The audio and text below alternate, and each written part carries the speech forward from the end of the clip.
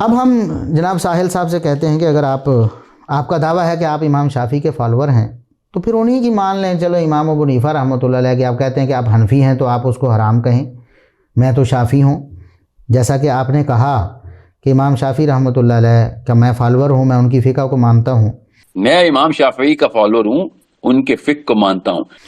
تو امام شافعی رحمۃ اللہ علیہ نے گدھے کے گوشت کو، گھریلو گدھے کے گوشت کو صاف طور پر، دو ٹوک طور پر حرام کہا ہے، اور اپنی طرف سے نہیں کہا. امام شافعی رحمۃ اللہ علیہ نے نبی کریم صلی اللہ علیہ وسلم کی حدیث، وہی سیدنا علی رضی اللہ عنہ کی حدیث پیش کی ہے. امام شافعی رحمۃ اللہ علیہ فرماتے ہیں کہ سیدنا علی رضی اللہ عنہ کی حدیث پیش کی کہ نبی کریم صلی اللہ علیہ وسلم نے خیبر کے موقع پر متع بھی حرام کیا اور گھریلو گدھے کے گوشت کو بھی حرام کیا، اور فرماتے ہیں فی ھذا الحدیث دلالتان، اس حدیث سے دو باتیں ثابت ہوتی ہیں.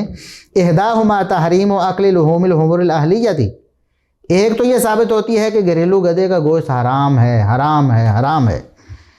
آپ کہتے ہیں حرام ہے ہی نہیں، سب سے پہلے امام ابو حنیفہ نے حرام کیا اور کوئی امام حرام کہتا ہی نہیں.